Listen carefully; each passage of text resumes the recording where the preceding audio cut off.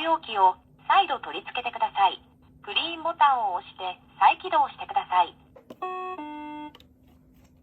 エラー1、左、ルンバを別の場所に移動してください。グリーンボタンを押して再起動してください。